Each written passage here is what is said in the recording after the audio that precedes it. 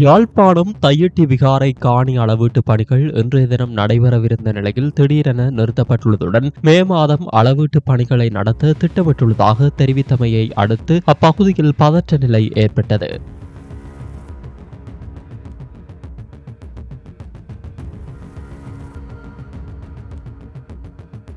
தையிட்டி விகாரை அமைந்துள்ள காணியின் உரிமையாளர்களில் 17 பேரின் காணிகளை இன்றைய தினம் வெள்ளிக்கிழமை அளவீடு செய்வது எனவும் அதற்கு காணி உரிமையாளர்கள் சம்மதிக்க வேண்டும் என கடந்த 11ஆம் தேதி கடற்றொழில் அமைச்சர் இ சந்திரசேகர் மற்றும் மாவட்ட செயலர் ம பிரதீபன் ஆகியோர் காணி உரிமையாளர்களிடம் கோரியிருந்தனர். அதன் அடிப்படையில் இன்றைய தினம் காணி அளவீட்டு பணிகளை முன்னெடுக்க நடவடிக்கைகள் எடுக்கப்பட்ட நிலையில் நேற்றைய தினம் தையிட்டி விகாரை விகாராதிபதி ஜிந்தோட்டை நந்தாராம தேரர் விகாரை காணி சட்டவிரோதமாக அளவீடு செய்ய முயல்வதாக பலாலி போலீஸ் நிலையத்தில் முறைப்பாடு செய்துள்ளார். அதேவேளை நேற்றைய தினம் இரவு 3 பேருந்துகளில் தென்னிலங்கையில் இருந்து விகாரை வழிபாட்டிற்கு என பலர் வருகை தந்து விகாரையில் தங்கியுள்ளதாக தகவல்கள் வெளியாக இருந்தது. இந்த நிலையில் இன்றைய தினம் காலை பலாலி போலீசார் விகாரை அமைந்துள்ள பகுதியில் குவிக்கப்பட்டு பாதுகாப்பு பலப்படுத்தப்பட்டுள்ளது. அதேவேளை தமது காணிகளை அடையாளம் காட்ட என காணி உரிமையாளர்கள் விகாரை பகுதிக்கு இன்று காலை வருகை தந்தனர். இருந்த போதிலும் காலை 9:30 மணி வரையில் காணி அளவீட்டு பணிகளுக்கு காணிகளை அடையாளம் காட்ட வருமாறு காணி உரிமையாளர்களுக்கு அழைப்பு விடுத்த கடற்றொழில் அமைச்சர், மாவட்ட செயலர், தெல்லிப்பளை பிரதேச செயலர் உள்ளிட்டவரும் அவ்விடத்திற்கு வருகை தராத நிலையில் காணி உரிமையாளர்கள் மத்தியில் அச்ச நிலை உருவானது. அதன்பின் மாவட்ட செயலர் ம பிரதீபன் சம்பவ இடத்திற்கு வருகை தந்து மக்களுடன் கலந்துரையாடியதுடன் காணி அளவீடு இடைநிறுத்தப்பட்டதாகவும் அதற்கான விளக்கத்தையும் மக்களுக்கு அளித்துள்ளார். இதன்போது கருத்து தெரிவித்த யாழ் மாவட்ட செயலர் ம பிரதீபன், தையிட்டி திஸ்ஸவிகாரனுடைய காணி அளவீடு தொடர்பாக இன்றைய தினம் இந்த அளவீடு மேற்கொள்வதாக ஏற்கனவே திட்டமிடப்பட்டிருந்தது. கடந்த 11ஆம் தேதி சனிக்கிழமை இந்த தையிட்டி விகாரைக்குரிய விகாரை அமைந்திருக்கின்ற காணி உரிமையாளர்களை மாவட்ட செயலகத்தில் அழைத்து கௌரவ கடற்றொழில் அமைச்சருடைய தலைமையிலே நாங்கள் கலந்துரையாடல் நடத்தியிருந்தோம். அந்த கலந்துரையாடலே எடுக்கப்பட்ட தீர்மானத்தின் பிரகாரம் இன்றைய தினம் இந்த காணிகளை அளவீடு செய்வதாக நடவடிக்கை எடுத்திருந்தோம். இதற்கு முன்னதாக இந்த காணி அளவீடு தொடர்பாக காணி உரித்து நிர்ணய திணைக்களம் கொழும்பு தலைமையகம் அந்த தங்களுடைய கடிதத்தினை யாழ்ப்பாணத்தில் இருக்கின்ற காணி உரித்து நிர்ணய திணைக்களத்திற்கு அனுப்பியிருந்தது. இந்த காணி தொடர்பான அளவீட்டு நடைமுறைகளை மேற்கொள்ளுமாறு அதற்கிணங்க காணி உரித்து நிர்ணய திணைக்களம் நில அளவை திணைக்களத்துக்கு தன்னுடைய வேண்டுகையை முன்வைத்திருந்தது இந்த காணிகளை அளவீடு செய்வதற்குரிய. ஆகவே அதன் பிரகாரம் பிரதேச செயலாளர் இந்த காணிக்குரிய பொதுமக்களுடைய விவரங்களை நில அளவை திணைக்களத்துக்கு அனுப்பியதன் பிரகாரம் இன்று இந்த காணிகளை அளவீடு செய்வதாக தெரிவிக்கப்பட்டிருந்தது. ஆனாலும் இன்றைய தினம் காலையிலே புத்த சாசன அமைச்சினுடைய செயலாளரோடு தொடர்பு கொண்டு இந்த விடயங்கள் தொடர்பாக கலந்துரையிட போது அவர் சொன்னார்கள், இந்த காணியை அளவீடு செய்கின்ற போது அனைத்து திணைக்களங்களும் ஒருங்கிணைந்த வகையிலே இதனை மேற்கொள்வது பொருத்தமானது என்பதன் அடிப்படையிலே தாங்கள் மே மாதம் 2 வாரங்களுக்குள்ளே 15ஆம் தேதிக்குள்ளே அதற்குரிய ஒரு பொருத்தமான திகதியை தந்து அனைத்து தரப்பினரும் நில அளவை திணைக்களம் மற்றும் காணி உரித்து திணைக்களத்தினுடைய தலைமை அலுவலகத்தை சேர்ந்தவர்கள் உட்பட அனைவரையும் ஒருங்கிணைந்த வகையிலே மீள இந்த காணியினை அளப்பதற்குரிய ஏற்பாடுகளை மேற்கொள்வதாக எனக்கு உறுதியளித்திருக்கிறார்கள்.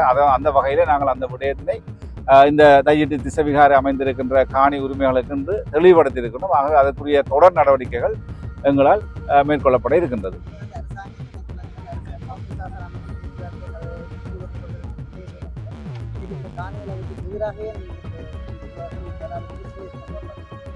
அது போலீஸ் அவர் தானே முறைப்பாடு செய்திருக்கின்றபடியால் அவர்கிட்ட அதை கேட்கலாம் பொருத்தமா இருக்கும்.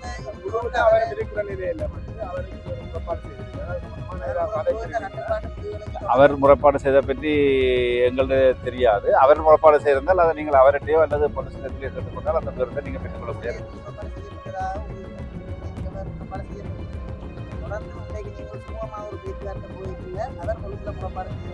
நாங்கள் வந்தது புத்த சாசன அமைச்சருடைய செயலாளருடைய அறிவுறுத்தலை நாங்கள் அவர்கிட்ட கேட்டு அவருடைய அடிப்படையில் இதை மீள அளக்கிறதுக்குரிய ஏற்பாட்டோடு தான் நாங்கள் இன்னைக்கு வந்து உறுதிப்படுத்தியிருக்கோம். நாங்கள் அளக்கிறதுக்குரிய ஏற்பாடுகளை நிச்சயமா செய்வோம்.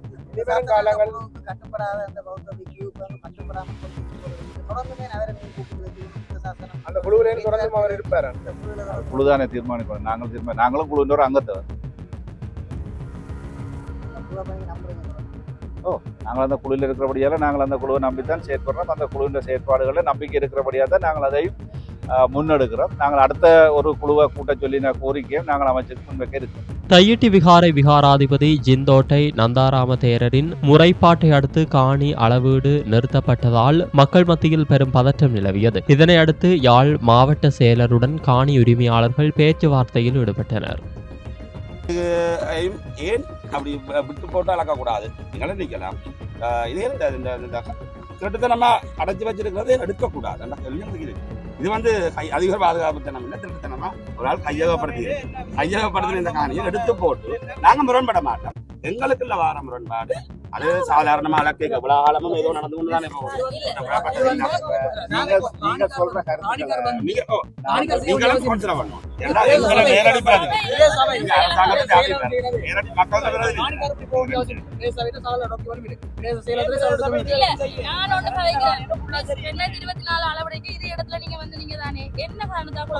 அது சார் சொல்லு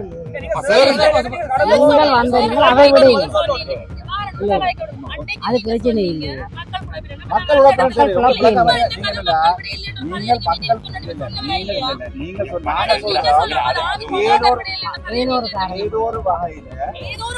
கையெட்டி நிலத்திற்கு பேராசைப்படுவது ஒற்றை மனிதனே, அவர் அதிகாரங்களையும் ஆட்டி படைத்து வருகிறார் என இதன்போது காணி உரிமையாளர்கள் ஊடகங்களிடம் கருத்து தெரிவித்தனர். அவர்கள் மேலும் தெரிவிக்கையில், அனைவருக்கும் வணக்கம்.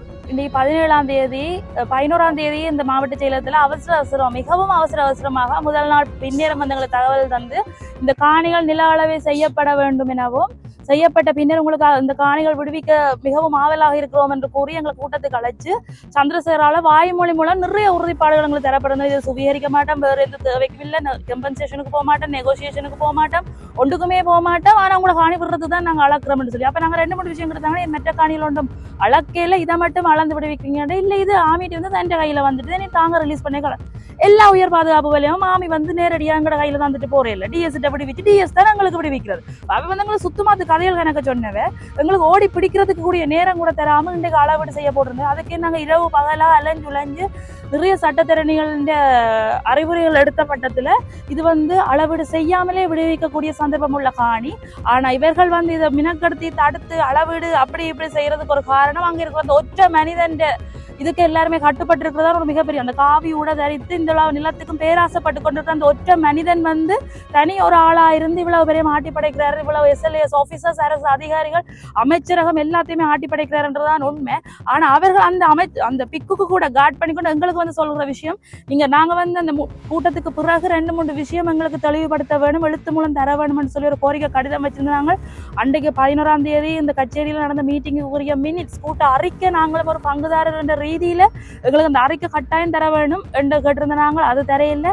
மற்ற இது சுவீகரிப்புக்கோ வேறு எந்த நோக்கத்துக்குமோ இல்லை, தனி அந்த காணி விடுவிப்பதற்காகத்தான் அளக்குறோம், கட்டாயம் அளக்கத்தான் வேணும் என்ற ஒரு பட்சத்தில் அப்படி ஒரு எங்களுக்கு உறுதிப்பாடு நீங்கள் எழுத்து மூலம் அரசு இலட்சணம் பதித்த ஒரு லெட்டர் ஹெட்ல தர வேணும் என்று கேட்டிருந்தாங்க. தரையில இன்றைக்கு அதே ஒரு காரணமாக மாவட்ட செயலர் சொல்றாரு, நீங்கள் 2-3 உறுதிப்பாடுகள் கேட்டிருந்தீங்க, அதை வழங்குறது தான் மே 15க்குள்ள அவ்வளோ காலம் டைம் கேட்கணும். அப்போ நீங்கள் வாயால் அவ்வளோ உறுதியும் எங்களுக்கு தந்திருந்தீங்க, அதை எழுத்து மூலம் தரக்கல அந்த மினிட்ஸை கூட எங்கள்கிட்ட மறைச்சிட்டீங்க தர்றதுக்கு. ஏன்னா நாங்கள் எங்கேயோ ஒரு இடத்துல அந்த ஆதாரத்தை காட்டிடக்கூடாதுன்னு அந்த மினிட்ஸ் எங்களுக்கு தர பயப்படுறீங்க, தராமல் மறைச்சு வாயால் சொன்ன காரணத்தை வச்சு எங்களை இந்த காணியை அளவிட பண்ணி போட்டு அப்புறம் வாயால சொல்லி 2024 வாயால சொல்லி தடுக்கப்பட்ட விஷயம் மக்கள் தடுத்து சொல்லி மாவட்ட செயலர் கதை சொல்லிட்டு போறேன். அதே மாதிரி இந்த விஷயம் கூட அளந்த முடியாது சுவீகரிக்கப்படும் நாங்க சொன்னாங்களானே, நீங்க கேட்க இல்லையோ, நீங்க அப்படி எங்கள்கிட்ட அப்பவே எழுத்து மூலம் கேட்டுக்கலாம் தான் ஒரு வடை சொல்றதுக்காகத்தான் இன்னைக்கு எங்களுக்கு ஒன்றுமே தராம அளக்க தெய்வாதீனமாக அது காப்பாற்றப்பட்டிருக்கிறது நான் கருதுறேன். ஆனா நாங்க வாய்மொழி மூலம் கேட்டது எழுத்து மொழி மூலம் தர சொல்லி கேட்க அவைக்கு ஒரு மாத டைம் தேவைப்படுதுண்டா அவை யோசிக்கிறான். பட் நாங்க ஏமாத்த வலுக்கிட்ட நாங்களும் இப்ப எழுத்து மூலம் தர கேட்கிறான். நாங்கள் இதுக்கு என்ன செய்யலாம், வேறு என்ன வழியில் அவன் அந்த ஒரு மாதத்துக்கு அவன் நிறைய லோயர்ஸை போட்டு அவன் யோசிக்கலாம், வேறு என்ன வழியில் இந்த காணியை சுவீகரிக்கலாம்னு அவன் யோசிக்கிறதுக்கு எடுக்கிற டைமாக தான் நான் யோசிச்சுக்கலாம். உன்னில் ஒரு நேர்மை இல்லாட்டி நீ பிக்குவட்டு ஆவணம் இல்லாட்டி எழுப்பிக்கல எங்கட காணியை விடு. அது இன்றைக்கு நாங்கள் மாவட்ட செயலர்கிட்ட அழுத்தம் திருத்தமாக வச்ச கோரிக்கை நாங்கள் சந்தர்ப்பம் தந்து பார்த்தோம். நாங்கள் அதில் கூட எங்களுக்கு சந்தேகம் வர மாதிரி தான் நாங்கள் அந்த சந்தர்ப்பத்தில் கூட நீங்கள் சந்தேகம் வர மாதிரி தான் நடந்து கொண்டிருக்கிறீங்க. அவங்களும் 100% சந்தேகமாக தான் இருக்குது. மேக்சிமம் எங்களுக்காண்டி போய் நீங்கள் கதையுங்க, அளக்காம அந்த காணி விடுவிக்க வேணும் என்று சொல்லி நீங்கள் சட்ட ரீதியாக கதைச்சு ஆர்கியூ பண்ணி அந்த காணியை அளக்காம எங்களுக்கு விடுவிக்க வேணும் என்று தான் நாங்கள் அந்த மாவட்ட செயலர்கிட்ட கோரிக்கை விட்டோம். இன்றைக்கு எங்கேயுமே அதிக பாதுகாப்பு வலயம் வடகிழக்குல சகல மாவட்டங்களிலும் இருந்தது. எல்லாமே மாவட்ட செயலாளர் ஊடாக மக்கள்கிட்ட படிப்படியாக கையளிக்கப்பட்டது ஒவ்வொரு அரசாங்கத்தினாலையும். யுத்தம் முடிஞ்சா பிறகு அப்படி கையளிக்கப்பட்டு எந்த சந்தர்ப்பத்திலையுமே நில அரசாங்க நில அளவையாளர்களால் அளக்கப்பட்டு கையளிக்கப்படுகிறது. அந்த அவங்களுடைய வேலியில பின்னகர்த்தி இடங்கள் விடப்பட்டு மக்கள் பல கஷ்டங்களுக்கு மத்தியில அளவீடுகள் செய்தவை. ஆனா இதுல எங்களோட அரசாங்க அதிபரும் சொல்றார் தன்னிட்ட கையளிக்கப்பட்டது, இப்ப அதிக பாதுகாப்பு விலையும் இல்லை. அப்ப இந்த வேலிக்குள்ள இருக்கிறது வேலிக்குள்ள சிவிலோட நீங்க படம் எல்லாம் எடுத்தனீங்க. இது ஒரு பாதுகாப்பு இல்லாமல் எங்கட காணிகள் ஒரு ஆள் கையகப்படுத்தி வச்சிருக்காது. ஒரு ஆள் ஒரு குடும்பம் கையகப்படுத்தி வச்சிருக்கு. அது பாதுகாப்பு வலயத்திலிருந்து கையளிக்கப்பட்டுட்டு. அப்ப இதை மாத்திரம் ஏன் அரசு திணைக்களத்தில் வச்சு அளக்கணும்னு கேட்கணும்ன்றதுக்கு எந்த ஒரு இடத்துலையுமே அதுக்கான படியா காண முடிய இல்லை. ஆனா அப்படித்தான் அளக்கணும் என்ற ஒரு கோரிக்கை வைக்கணும். அதுக்கு தடையும் எங்கன்றதை ஊடகவியலாளர் உங்களுக்கு வடிவா தெரியும். வடிவா அதை வெளிப்படுத்தும் சமூகத்துக்கு எல்லா மட்டத்திலையும் அதை சொல்லுங்க. நாங்கள் அளக்க ரெடி. ஆனா அதுவும் தடப்பட்டிருக்கு. எல்லாரும் வந்திருக்கோம். 92 வயதுல இருந்து 89 வயது 79 வயது அம்மா எல்லாம் வந்திருக்கிறாங்க. எல்லாருக்கும் இதுக்கு காணி இருக்கு. இது முழுக்க மக்களின் காணி. அது 17 21 25 சில பேர் வராம இருக்கலாம். 30 வருஷம் 35 வருஷம் இடம்பெயர்வுக்கு வந்திருக்கிறோம். இதுல பௌத்த விகாரை கண்ட காணி வெளியில இருக்கு தனியா. அதுக்கும் இதுல இவர்கள் கையகப்படுத்தி இருக்கிற காணிக்கும் எந்த சம்பந்தமும் இல்லை. இது மக்களுடைய காணி. மீண்டும் மே 15 வரை காலவாசம் தந்திருக்கிறோம். நாங்கள் அவையிட்ட கோரிக்கை வச்சிருக்கிறோம். வளமையாக உலகாலம் செய்தது போல நீங்கள் இதை காணியை விடுவீங்கோ. நாங்கள் எங்கட சேவையரை வச்சு அளந்து கொண்டு போறோம். எங்கட எல்லா பிரச்சனையோ சொரியல் பிரச்சனையோ அது நாங்க பாக்குறோம், அளந்து கொண்டு போறோம். நடுவில் இருக்கிறதுக்கு அந்த நேரம் நீங்க தீர்மானத்தை சொல்லுங்க. காணியை விடுவிச்சுட்டு அழகாங்கன்றதான் எங்கட கோரிக்கை. இந்த நிமிஷம் அதான் எங்கட கோரிக்கை. நீ இருந்து அடுத்த மே 15 தான் பார்க்கணும் என்ன செய்யணும் என்று. அரசாங்க அதிபர்களும் 3 அமைச்சர்மார்கள் அதிகாரம் ஒரு சில தனி மனிதர்களால் இன்றைக்கு நிப்பாட்டப்பட்டிருக்கின்றதுதான் நான் விளங்கி கொண்டது. நன்றி, வணக்கம். அமைச்சருடன் கலந்துரையாடி முடிவு செய்து காணி உரிமையாளர்கள் இன்றைய தினம் ஒன்று கூடிய நிலையில் திடீரென நிறுத்தப்பட்டுள்ளமை மக்கள் மத்தியில் பெரும் சந்தேகத்தை ஏற்படுத்தியுள்ளது. இந்த நிலையில் தையிட்டி பகுதியில் ஆக்கிரமிக்கப்பட்டுள்ள தமிழர் நிலங்களை மீட்டெடுப்பதற்கான எதிர்கால செயல்பாடுகள் குறித்த விசேட கலந்துரையாடல் ஒன்று அண்மையில் யாழ் தந்தை செல்வா கலையரங்கில் நடைபெற்றது. இதன்போது தையிட்டி நிலங்களை அளந்துதான் மக்களுக்கு விடுவிப்போம் என அரசாங்கம் கூறுவது பலத்த சந்தேகத்தை ஏற்படுத்தியுள்ளதாகவும் இது ஒரு நம்பிக்கைக்குரிய விடயமாக தென்படவில்லை என தமிழ் அரசியல்வாதிகள் சந்தேகம் வெளியிட்டிருந்தனர். காணியை அளந்து அந்த மக்களுக்கு வழங்குவதற்கான முதல் முயற்சிகளை மேற்கொள்வதாக அரசு தரப்பில் தெரிவிக்கப்படுகிறது. ஆனால் இது தொடர்பாக அரசாங்கத்தினுடைய மாவட்ட அரசாங்க அதிபர் மற்றும் குழுவினர் 3 தடவைகளுக்கு மேல் கொழும்பிலே சென்று சம்பந்தப்பட்ட அமைச்சோடும் பேசியிருக்கிறார்கள். சம்பந்தப்பட்ட விகாரையை அந்த காணியை அபகரித்து வைத்திருக்கிற விகாராதிபதி உட்பட அவருடைய துறை சார்ந்த சங்கமும் அதில் பங்கு பெற்றிருக்கிறார்கள். ஆனால் அவர்கள் ஒரு சர்வாதிகாரமான முறையில் அடாத்தாக அந்த காணியை பிடிக்கின்ற நோக்கத்திலேயே அவருடைய நடவடிக்கைகள் அமைந்திருக்கிறது. இப்பொழுதும் கூட விகாரை இருக்கின்ற காணி யாருடையது என்று சொல்வதை விட பக்கத்தில் இருக்கிற காணிகளை அந்த மக்களுடைய காணிகளை அளந்துதான் நாங்கள் தருவோம் என்றால் இவ்வளவு காலம் இல்லாத ஒரு புது முயற்சி ஒன்றை அவர்கள் மேற்கொள்ள பார்க்கிறார்கள்.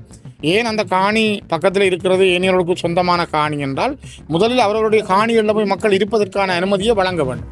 அதில் போய் அவர்கள் இருந்து கொண்டு தங்களுடைய காணியை அளப்பதற்கான முயற்சிகளை மேற்கொள்வதே பொருத்தமானது. இவ்வளவு காலமும் நடந்த நடைமுறையும் அது.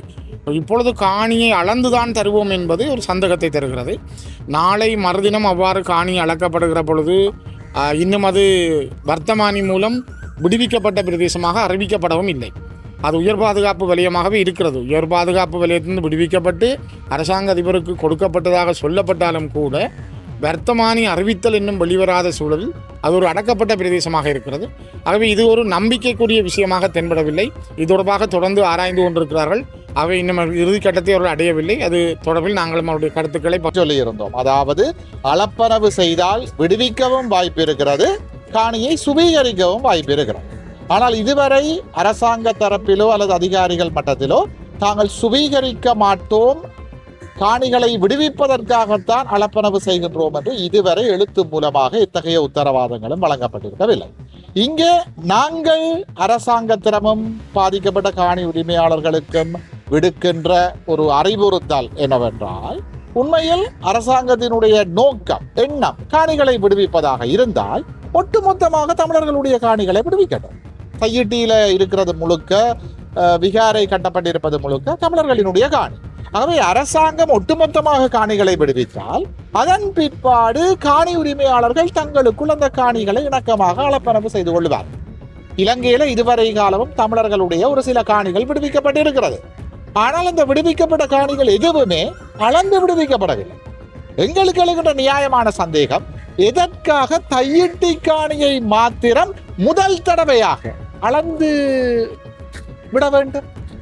காணி உரிமையாளர்கள் அளந்து விட சொல்லி கேட்கவில்லை. தங்கட பிரச்சனை பாக்கி நம்ம சொல்லினோம். கேப்பாப்பில காணிகள் விடப்பட்டிருக்கு, பூநகரியில விடப்பட்டிருக்கு. ஆனால் அவை எதுவும் அளந்து விடப்படவில்லை, ஒட்டுமொத்தமாகத்தான் விடப்பட்டது. ஆகவே அரசாங்கத்தினுடைய எண்ணத்தில் எங்களுக்கு சந்தேகம் இருக்கிறது, சூழ்ச்சிகள் இருக்கலாம் என்று சந்தேகிக்கின்றோம். நாங்கள் எப்பொழுதும் எங்களுடைய மக்களினுடைய நலன்களைத்தான் பார்ப்போம். அந்த வகையிலே உண்மையில் அரசாங்கத்தினுடைய எண்ணம், நோக்கம், இன்டென்ஷன் என்று சொல்லுவார்கள் ஆங்கிலத்திலே, காணிகளை விடுவிப்பதாக இருந்தால் ஒட்டுமொத்தமாக விடுவிக்கட்டும்.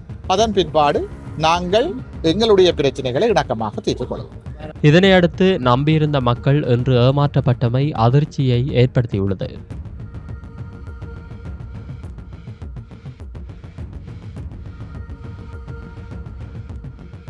இது போன்ற செய்திகளை தெரிந்து கொள்ள சமூகம் நியூஸ் சேனலை சப்ஸ்கிரைப் செய்து அருகில் உள்ள பெல் பட்டனை கிளிக் செய்யுங்கள். மேலும் இது போன்ற செய்திகளை உடனுக்குடன் தெரிந்து கொள்ள சமூகமீடியா.com என்ற இணையதளத்தின் வாயிலாகவும் எங்களுடன் இணைந்திருங்கள்.